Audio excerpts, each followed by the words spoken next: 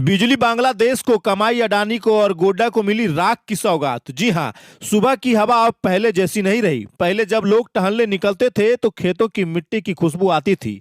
अब वही हवा राख की चुभन लिए बहती है। आंगन में रखे पौधे की हरियाली अब राख से ढकी पड़ी है।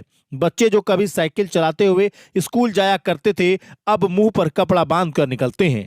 सड़क पर कदम रखते ही धूल का गुब्बारा चेहरे पर चिपकता है और आंखें जलने लगती हैं।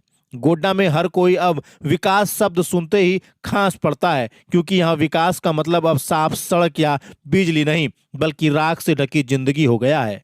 लोग कहते हैं कि पहले बारिश में कीचड़ से परेशान थे, अब धूप में राख से।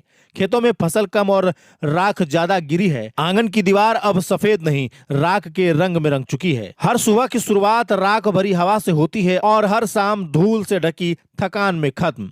यही है आज का गोड्डा, जहां विकास की कीमत हर सांस चुका रहा है। एक तरफ सरकार विकास की बड़ी बड़ी बातें करती है, तो दूसरी तरफ गोड्डा की जनता विकास के नाम पर राख और धूल निगलने को मजबूर है।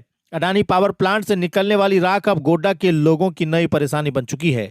स्थानीय लोगों का कहना है कि प्लांट से निकलने वाली राख और डस्ट रोजाना सड़क पर गिर रही है।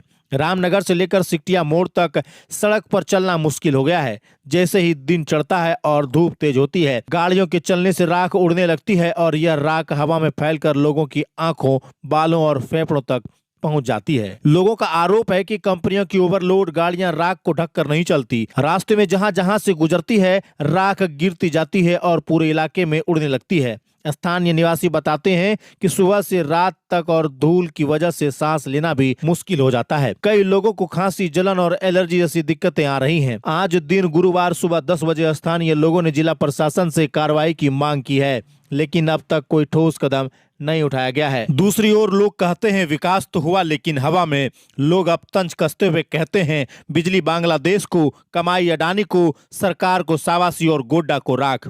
विकास के नाम पर सड़कों पर राख उड़ रही है, स्वास्थ्य खतरे में है, पर स्थानीय लोगों को बस वादे मिले हैं, बेहतर सड़क, बेहतर सुविधा और बेहतर जिंदगी के। लोग कहते हैं कि उन्हें रोजगार नहीं मिला, बिजली नहीं मिली, बस राख और प्रदूषण मिला। अब गोड्डा के लोग व्यंग करते हुए कहते हैं प्लांट यहाँ लगा, यही गोड्डा पर सबसे बड़ा एहसान है। बाकी हमें क्या चाहिए? हवा में धूल, सड़क पर राख और हर मोड़ पर अडानी के सौजन्य का बोर्ड। जनता की मांग साफ है, प्रशासन सड़कों पर उड़ती राख को रोकने के लिए ठोस कदम उठाए, कंपनी पर निगरानी रखी जाए और ओवरलोड गाड़ियों पर सख्त कार्रवाई हो। लोग कहते हैं कि उन्हें विकास नहीं, बस सांस लेने लायक हवा चाहिए, क्योंकि अब तो हवा भी राख की हो गई है और गोड्डा की पहचान बन गई है विकास की धूल।